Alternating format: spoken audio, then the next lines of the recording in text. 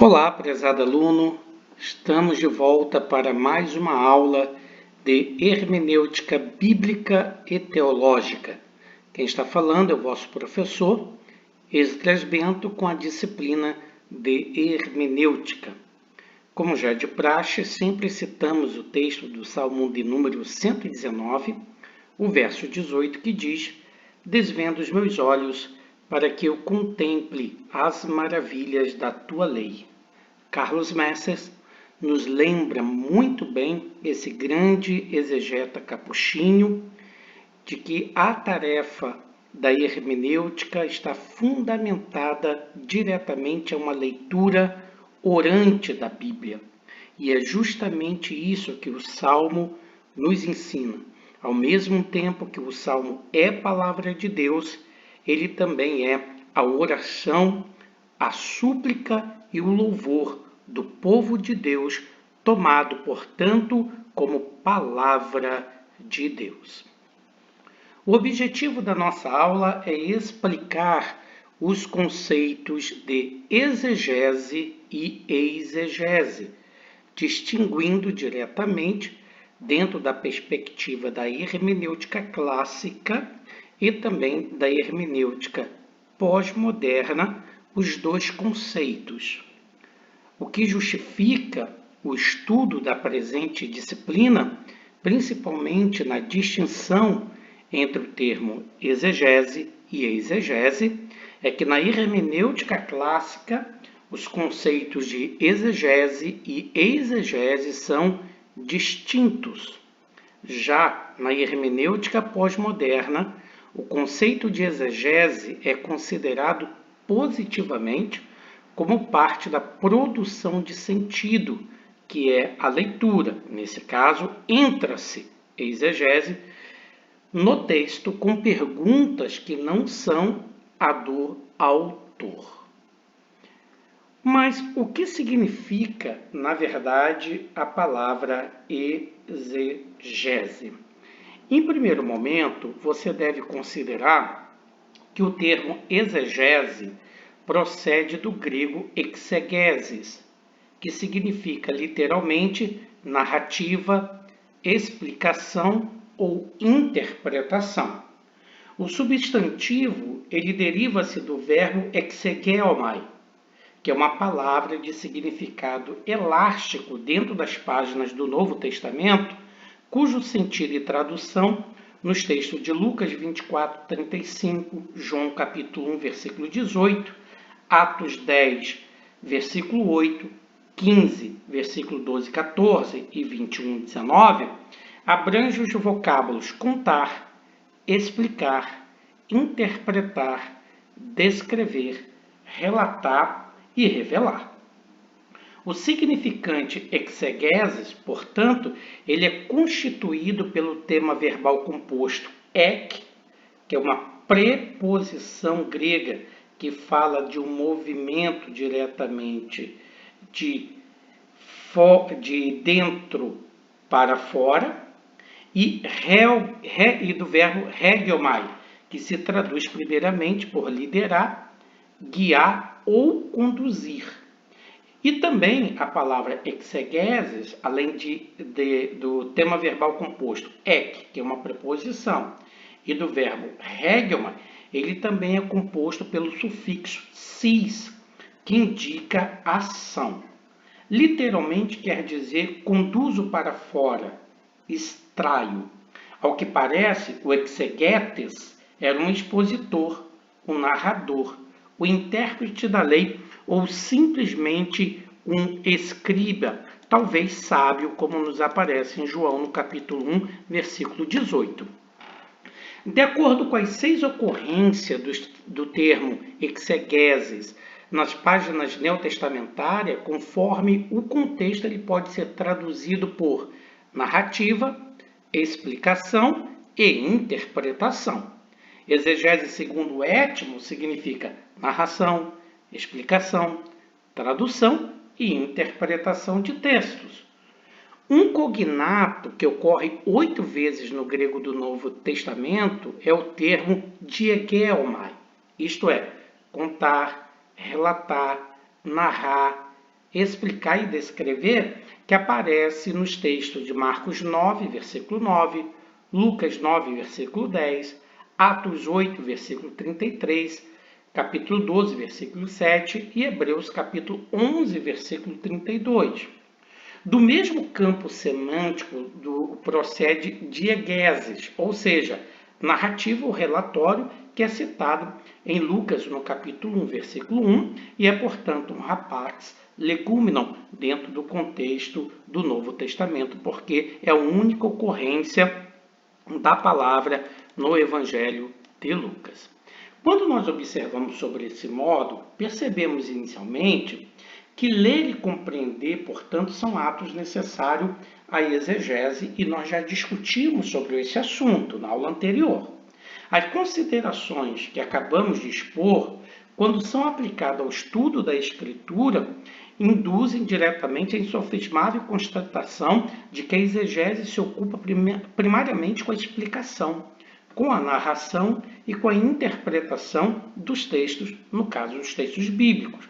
Todavia, o comentário da perícope bíblica, tradicionalmente chamado de exegese, somente é realizado pelo exegeta após a compreensão do texto. Portanto, antes de explicar o texto, é necessário compreendê-lo. E você percebe que eu já tratei sobre essa dimensão da interpretação quando foi captada maestricamente pelo filósofo do sentido Paul Ricoeur, quando afirmou que a exegese se propõe a compreender um texto a partir de sua intenção sobre o fundamento que esse texto significa. Ele disse isso na sua obra Hermenêutica e Estruturalismo. Logo, a exegese, quanto ciência da interpretação, se ocupa da compreensão e explicação do texto, isto é, do seu entendimento, da sua elucidação, da elucidação do contexto, de sua trama, da sua contextura e das conexões lógicas que existem entre as diferentes partes do texto, a fim de torná-lo coerente. De acordo com o exegeta americano chamado James White, a exegese é o processo de compreender o texto da Bíblia em seu próprio contexto. Portanto, dois binômios são necessários à tarefa da exegese que a gente já estudou: compreender e explicar. No qual o primeiro procede da investigação metódica e conscienciosa do exegeta, enquanto o segundo do resultado derivado da análise. Quando afirmamos que a exegese é a ciência da compreensão e explicação de textos, isso quer dizer que devemos, acima de tudo, entender que na prática existe um abismo entre ler e compreender, conforme falamos na aula anterior da relação do verbo gnosco com a expressão anagnosco, que aparece diretamente no texto de Atos dos Apóstolos, capítulo 8. Então, à semelhança da leitura orante da Bíblia, à maneira de Carlos Messas, Filipe interroga o eunuco: compreendes o que vens lendo? Em que o termo que define o sentido de compreender participa do mesmo campo semântico do vocábulo que determina o significado de leitura, o que vai pressupor, como falamos na aula passada, que a leitura deve conduzir uma compreensão do texto e que o próprio ato de ler deveria levar-nos diretamente ao ato de compreender. Compreender, portanto, com base nesse texto de Atos, é alcançar por meio da inteligência o significado daquilo que se está lendo. Quando compreendemos o que estamos lendo, percebemos as intenções de quem escreveu e entendemos aquilo que está contido no texto.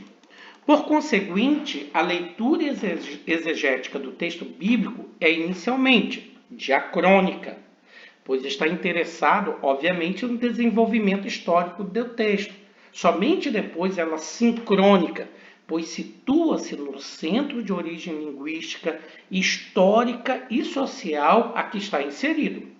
Por fim, vai se apresentar ao homem e à igreja contemporânea a mensagem das Escrituras conforme as suas interrogações e dilemas. Filipe observa que ele explica o texto ao eunuco etíope e, a partir do contexto do profeta Isaías, Atos 8 nos diz, anunciou-lhe a Jesus. A explicação, portanto, e a narração do texto sagrado foram além do invólucro dos sinais semânticos e das sínteses culturais que às vezes estão longe da cultura e dos problemas daquele que ouve. Essa superação, portanto, interpretativa na prática da evangelização mostra que uma leitura significativa da Escritura não é apenas documental e acadêmica, mas também e principalmente evangelística e pastoral. Eu escrevi essa expressão no meu livro Hermenêutica Fácil e Complicada por causa de um diálogo que eu tive com o bispo de Joinville, quando eu lá morava, quando eu fui na livraria da Igreja Católica e ele viu-me a percorrer os livros de exegese e de hermenêutica. E ele perguntou-me, jovem, qual é o seu interesse na teologia? Eu disse, meu interesse é crítica bíblica, crítica textual, hermenêutica e exegese. E ele disse, olha, que a tua atividade das escrituras não seja apenas documental e acadêmica, mas principalmente evangelística e pastoral. Aquele conselho do bispo de Joinville foi tão profundo que eu resolvi também incorporar dentro do meu livro de hermenêutica, porque se tratava verdadeiramente de uma orientação que, à guisa de exemplo, já está dentro do processo e da intriga entre exegese acadêmica e exegese pastoral. Desse modo, portanto, a leitura e compreensão das Sagradas Escrituras deve conduzir o homem a Deus por meio de Cristo, o Logos encarnado. Então, qualquer leitura crítica da Bíblia que afaste o homem de Cristo ou da fé apostólica, no meu ponto de vista, não cumpre os propósitos pelo qual o Verbo de Deus se manifestou. O Alonso Schockel, sabiamente ele afirmou que a palavra de Deus não é apenas uma informação religiosa, uma informação sobre Deus. É Deus mesmo se autocomunicando, mais ainda, se auto-revelando. Ele disse isso numa obra muito importante da coleção bíblica Loyola, que é a Bíblia, a Palavra de Deus. Então, o propósito pelo qual Filipe interpreta a palavra de Deus segue imediatamente ao fechamento da narrativa lucana. Desceram ambos à água, tanto Filipe como o eunuco, e o batizou. O que você observa nisso é que a interpretação das escrituras nessa perícope, ela cumpriu certos propósitos evangelísticos e poemênicos ou pastorais. Isto, de maneira nenhuma, quer dizer que a exegese e a hermenêutica bíblica limitam-se à evangelização e ao pastoreado. Pelo contrário, mas que a ciência bíblica de análise e interpretação do texto sagrado não deve omitir-se a tarefa de conduzir o homem a Deus por meio de Cristo, porquanto a palavra de Deus não é conceito para a mente, mas vida para o coração. Eu expliquei isso para vocês na aula anterior. Desse fato, então, presume-se que a exegese como metodologia da ciência bíblica deve promover, por meio da interpretação, o encontro entre o homem e Deus. No dizer de uma autora muito famosa, muito importante para a hermenêutica, uma mulher trabalhando hermenêutica, a Weiler, ela vai dizer a dialética da distância e da proximidade devem ser aproximadas. Eu vou abrir aspas aqui para citá-la. Ela diz assim: o texto escrito só produz seu verdadeiro sentido como palavra do Deus vivo no encontro e na tensão desses dois polos históricos. Uma releitura fiel e enganjada da Bíblia a partir do espírito que anima, João 14, 26, faz explodir o potencial criador da palavra de Deus, fonte e geradora da verdadeira vida. Ela disse isso numa obra muito importante chamada A Mulher na Bíblia. Então, uma leitura bíblica que podemos chamar de eficaz ou científica é aquela que usa uma metodologia que é capaz de conduzir o leitor ao correto significado do texto. Como eu citei Humberto Eco na nossa segunda aula, que ele fala da primeira tarefa da hermenêutica, que é uma tarefa objetiva, ligada diretamente aos aspectos científicos da interpretação do próprio texto, que está ligado à lógica e à gramática. Isso nós já tratamos. Assim, tal qual Filipe, a exegese se propõe a conduzir, ou utilizando os diversos significados dela dentro do contexto do Novo Testamento, liderar ou guiar o estudante das Escrituras na compreensão ou entendimento do texto bíblico. Por exemplo, a concepção de Schnell é muito importante quando ele diz que a exegese é um processo de leitura, aprendizado e compreensão dirigido metodologicamente, cujo objetivo é realizar um inventário das dimensões históricas e teológicas do texto. O Udo Schnell disse isso na sua obra Introdução à Exegese do Novo Testamento, mais especificamente na página 178 de sua obra.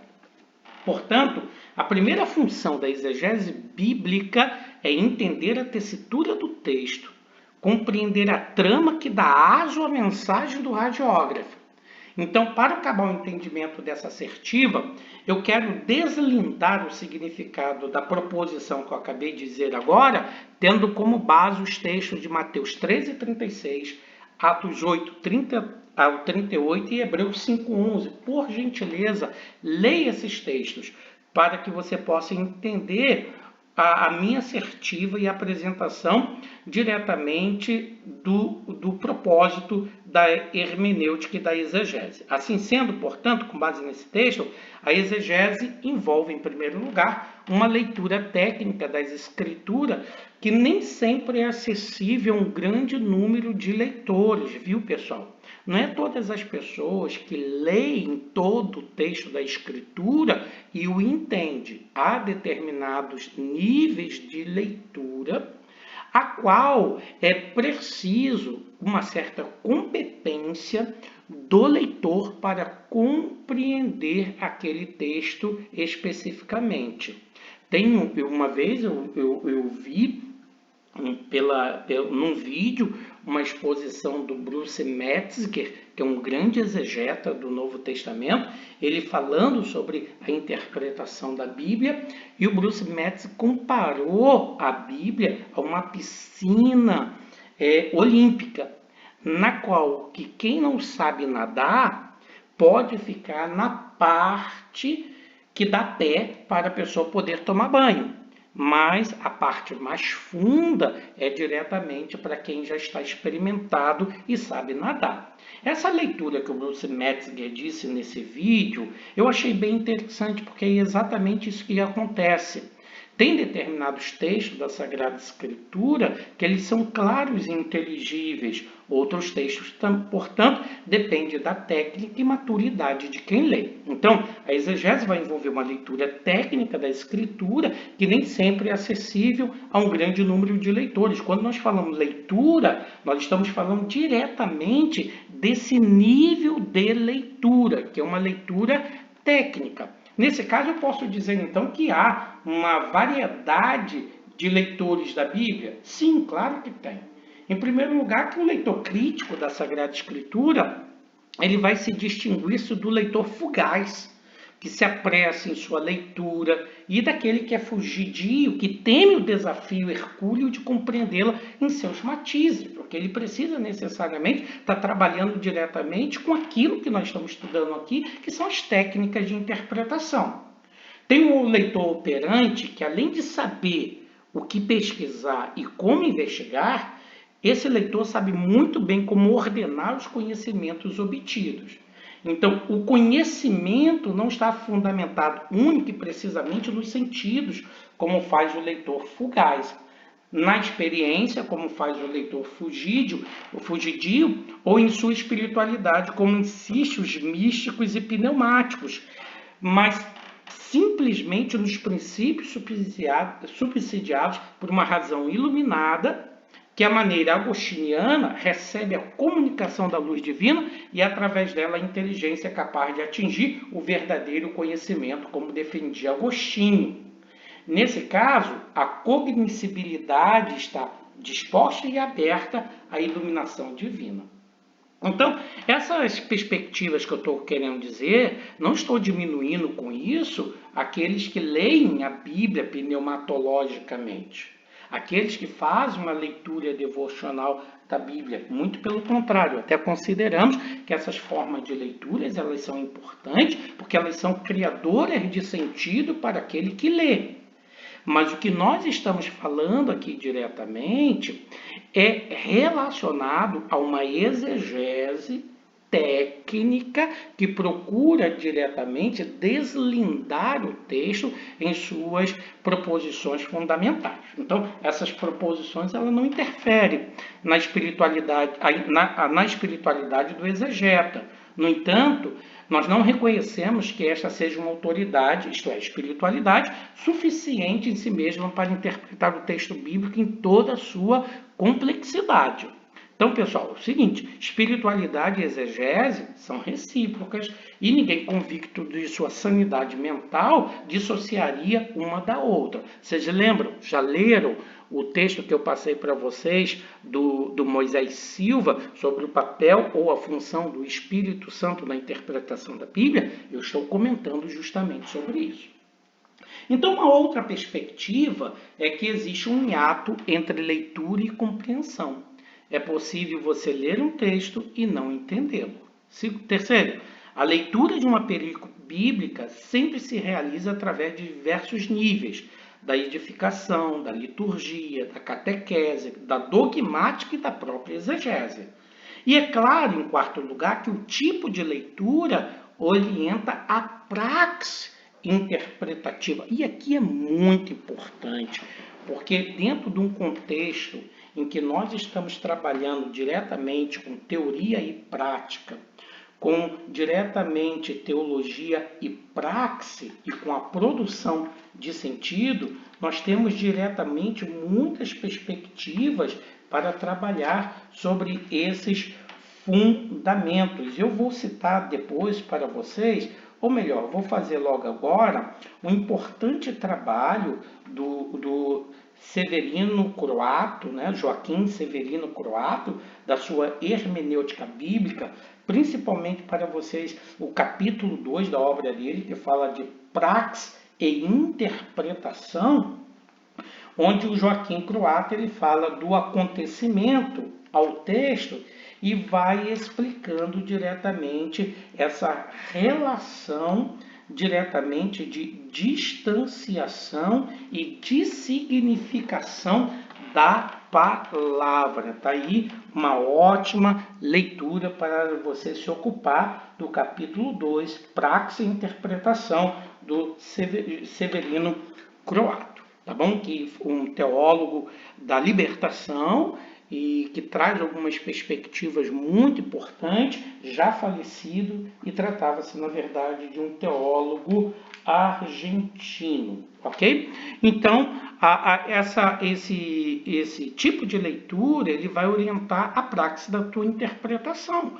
Obviamente que quem faz a leitura para edificação ou para dogmática não está diretamente preocupado com os mesmos instrumentos que uma leitura técnica científica, que é a exegese, pretende. Então, ainda em quinto lugar, os textos das Escrituras apresentam complexidades léxicas, literárias, históricas, culturais, profética, litúrgica e teológica que nem sempre são acessíveis ao leitor fugaz. Sexto, não é apenas necessário, mas também plausível que se explique a perícope bíblica. Todo mundo que se propõe a ler um texto da Sagrada Escritura precisa explicá-lo, pelo menos considerando a exposição da Bíblia. Então, a explicação do texto deve conduzir à edificação, exortação e consolação e a Cristo. Não nego para vocês que eu tirei diretamente essas leituras do texto de Coríntios que fala do propósito didático da profecia, que é edificar, consolar e exortar. Então, tomei esse mesmo exemplo, já que a Sagrada Escritura é a palavra de Deus que faz sentido, que é diretamente a comunicação da vontade de Deus por meio do exegeta, do expositor, à comunidade de fé. Então, tem que cumprir diretamente o propósito de edificar, exortar e consolar, né? Então, certas explicações a gente tem que perceber que exigem maturidade, disposição de vontade de quem ouve e de quem a explica. Nesse caso, portanto, como é que eu posso definir o que uma metodologia da exegese bíblica? Então, a gente já percebe, em primeiro lugar, que o emprego do termo exegese não está limitado ao sentido etimológico anteriormente expendido, mas estende-se de seu significado primário, a exegese, como metodologia aplicada às Sagradas Escrituras. Então, eu posso definir metodologia da exegese bíblica da seguinte forma: é a organização e análise sistemática dos processos que devem orientar a investigação ou leitura científica da Bíblia. Consiste, deste modo, na aplicação de princípios racionais de investigação usado na interpretação de texto a fim de compreendê-los em toda a sua extensão, seja linguística, seja literária ou cultural. Assim, a exegese ou a metodologia da exegese bíblica seria um conjunto de procedimentos científicos empregados com o propósito de explicar o texto em sua diversidade. Então, o uso de uma metodologia na exegese não é fortuito, mas cumpre duas funções específicas. Primeira, viabilizar a obtenção do conhecimento científico da Bíblia. Segundo, possibilitar a sistematização lógica desse saber. Então, o método em exegese vai requerer o emprego de uma ordem com a qual diferentes processos serão empregados para alcançar determinados resultados. Entende-se, nesse caso, por processo, deixa eu explicar para vocês, a forma como determinada técnica é aplicada, isto é, um modo específico de executar o método que está ligado diretamente à habilidade do exegeta e também no seu próprio estilo. Nesse caso, portanto, o método histórico crítico, por exemplo, como afirma o exegeta capuchinho Wilhelm Egger, diz, é um conjunto de métodos empregados na leitura diacrônica da Bíblia. E de acordo com esse mesmo exegeta, a multiplicidade dos aspectos do texto requer uma pluralidade de métodos. Ele disse isso na sua obra Metodologia do Novo Testamento, na página 16 da coleção bíblica Loyola. Então, é necessário distinguir o método do objeto a ser conhecido, não é isso? A Bíblia é o objeto a ser pesquisado. A realidade, então, a cujo estudo se dedica o exegeta, o método, por outro lado, ele vai corresponder ao conjunto de procedimento que o exegeta emprega na realização da pesquisa e compreensão do objeto. O conhecimento do objeto a ser pesquisado é a priori ao método, isto é, a Bíblia, ela existe antes de você estabelecer para ela um método. Por isso mesmo, dentro da metodologia da exegese bíblica, sempre se busca um método diretamente diacrônico, porque o uso desse método diacrônico implica diretamente a metodologia indutiva. É diretamente o texto, por meio da sua linguagem, dos seus gêneros literários, que indica diretamente os recursos que devem ser usados e o modo com o qual ele deve ser interpretado. Então, em razão a própria escritura anterior ao método é muito mais importante e significativo do que a própria metodologia, que é posterior e depende do próprio objeto de estudo. ok? Então, falando diretamente de uma perspectiva muito importante, o teólogo alemão Rudolf Bultmann, em seu artigo denominado É possível a exegese livre de premissas, ele vai argumentar que o ideal é que o intérprete não presuma o resultado da exegese. Porém, como é bem explicado, o exegeta é o indivíduo que traz consigo a cultura, a tradição religiosa, preconceitos e conceitos que por vezes determinam o resultado da pesquisa, tornando-a questionável.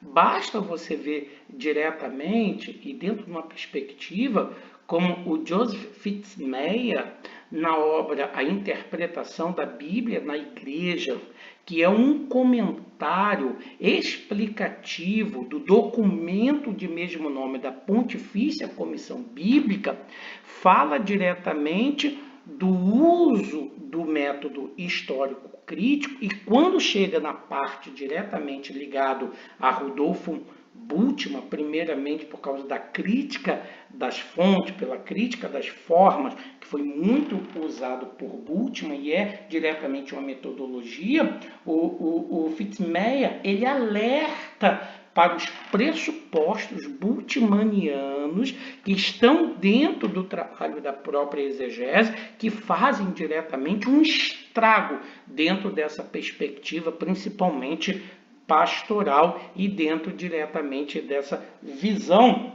do texto enquanto palavra de Deus. Mas é uma questão que eu não estou abordando aqui diretamente, mas para que você tenha uma ideia, nós podemos falar da hermenêutica de Bultmann em dois contextos principais. Em primeiro lugar, dentro de um contexto ligado à exegese bíblica, que Bultmann foi um exegeta, mas também ligado à sua hermenêutica existencial, dado diretamente a influência de Heidegger sobre Bultmann. Então, Bultmann não é apenas estudado dentro do conceito da exegese, principalmente bíblica, como da hermenêutica como metodologia da exegese. Mas Bultmann também é diretamente estudado como um hermeneuta contemporâneo ligado à tradição da hermenêutica existencial e assim fazendo diretamente, mediando essa relação dialética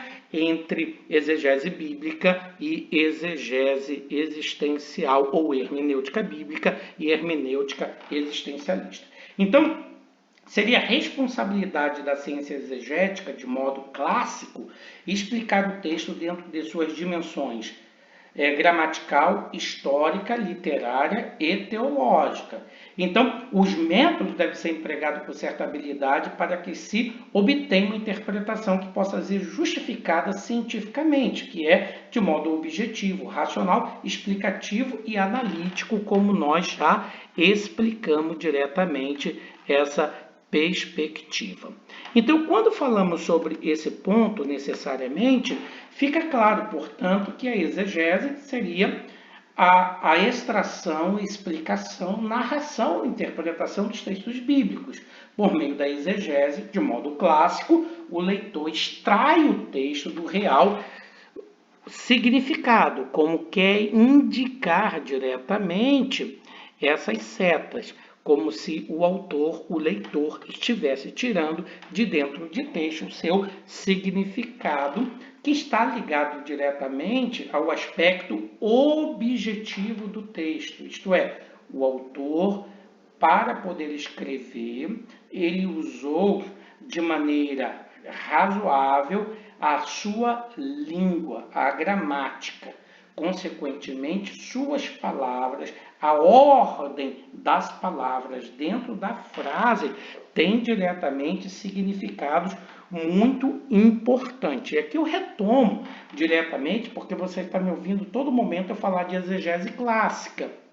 Estou dizendo isso por causa dessa relação entre interpretação gramatical e interpretação psicológica, que já é defendida desde Schleiermacher, como a gente já tinha explicado diretamente para vocês, na qual o Schleiermacher, ele entendia que a interpretação gramatical mostra ao exegeta a sua relação com a língua na estrutura das frases, como nessas partes interatuantes de uma obra.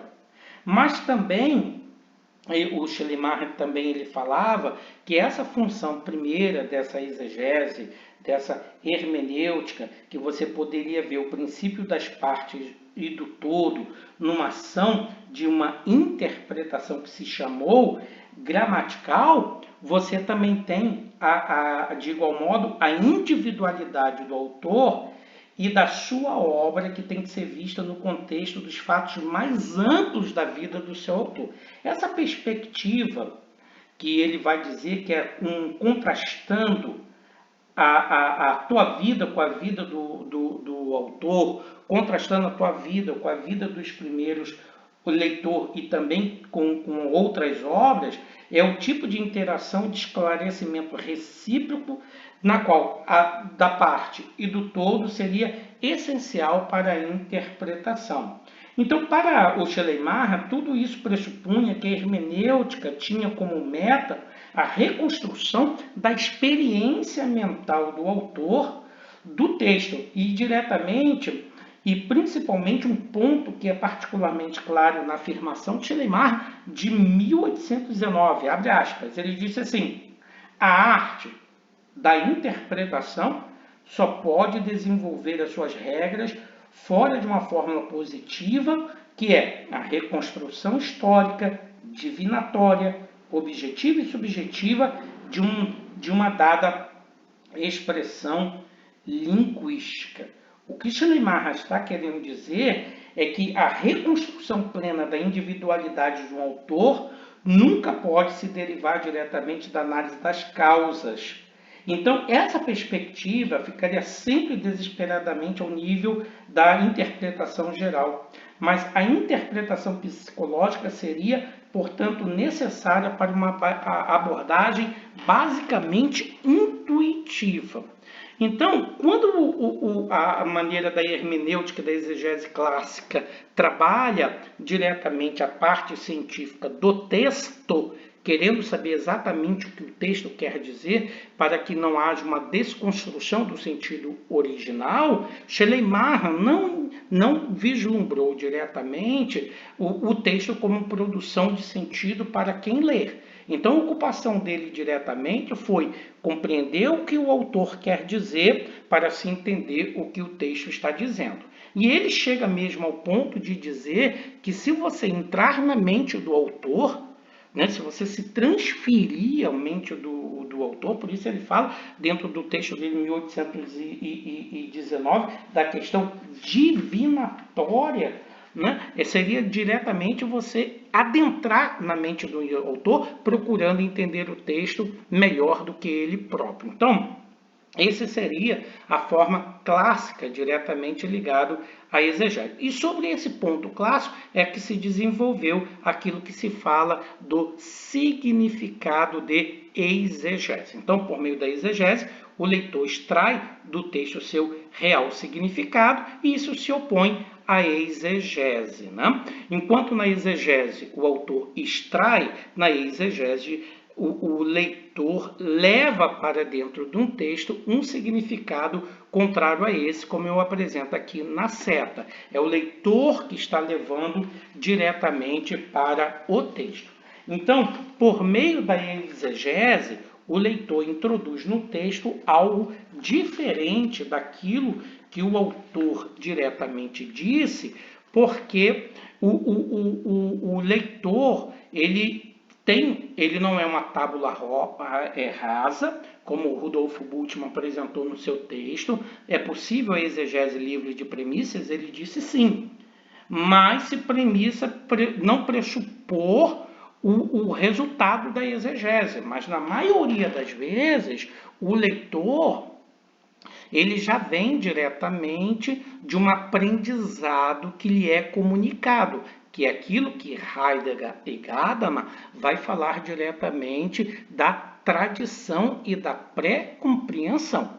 Quando eu digo para você, de Mateus 16, 18, Pedro, tu és a pedra e sobre esta pedra edificarei a minha igreja. Você pergunta ao protestante, ele vai dizer que a pedra é Jesus. Você pergunta ao cristão católico, ele vai dizer que a pedra é Pedro. Os dois não podem estar certos.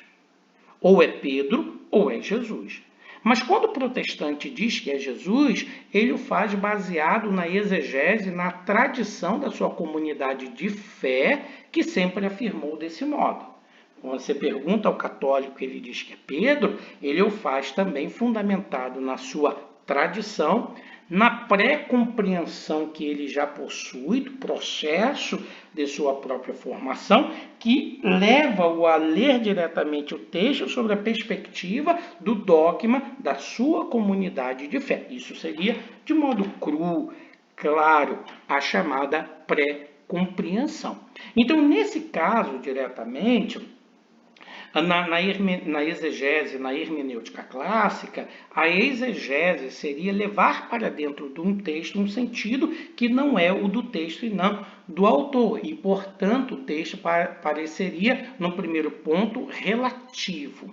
Então, por meio da exegese, o leitor introduz no texto algo diferente daquilo que o autor afirmou.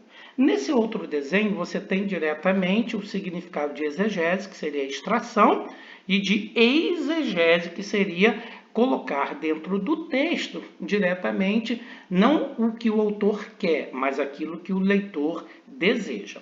Então, de modo clássico, com o uso da exegese, jamais saberíamos o significado do texto.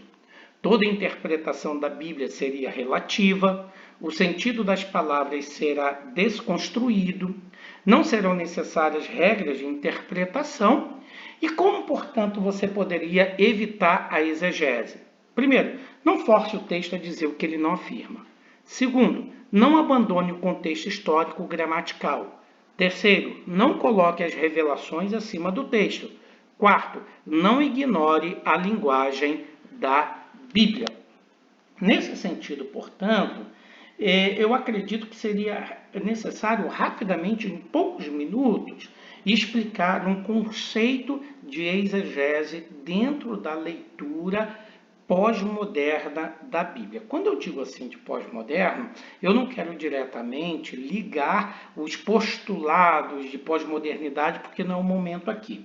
Mas quando nós falamos diretamente de uma hermenêutica, de uma exegese clássica, já foi diretamente para distinguir do modo da pós-modernidade. Porque dentro do conceito da pós-modernidade, onde se considera principalmente o texto, em princípio, como um discurso e não diretamente, primeiro, como uma obra literária, tem-se, portanto, algumas perspectivas. A primeira delas é que se estabelece que a exploração do sentido de um texto jamais se reduziria a um trabalho crítico puramente literário e acadêmico.